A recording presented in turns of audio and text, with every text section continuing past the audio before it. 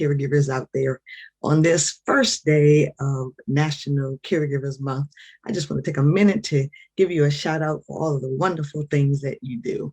My name is Loretta Veney, and I am an inspirational speaker, an author, and a former caregiver for my mom, Doris, for 16 years, who suffered with dementia and died this past January. So I want to give you a couple of tips from our journey. What a journey it was. But I want to give you a couple of tips that I hope will help you along your caregiving journey and help you with self-care as well. So the first thing I want to share with you, I always say, I love one of the things on my website. It says, I help caregivers move from I give up to I got this. And so these two tips are related to my mantra, as I call it. And the first tip is, we never know how long our caregiving journey is going to be. So my first tip and piece of advice that will help you along that journey and help you preserve your self-care is to pace yourself.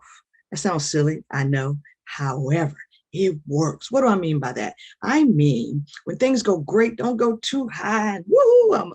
I got a lot of energy, so I kind of go off sometimes in an energetic way, but just kind of pace yourselves. And then on the same token, don't get too bent out of shape when things don't go well, because a lot of things are going to go wrong. So, you don't want to blow up and yell at everybody and do things when things don't go wrong. Just kind of pace yourself. When things don't go well, you can say, okay, tomorrow will be better. And if someone made a mistake, maybe they won't make it tomorrow. And then when things go well, you're like, yay, without, being too over the top. And being able to pace yourself in that way really sets you up for the long haul. And because we never know how long these situations will last, the folks that we are caring for, you really do need your strength, need your energy. So like they're doing a marathon, pace yourself.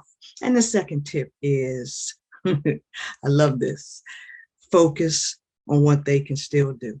And my mom had dementia. There are a lot of conditions out there that are just as horrible.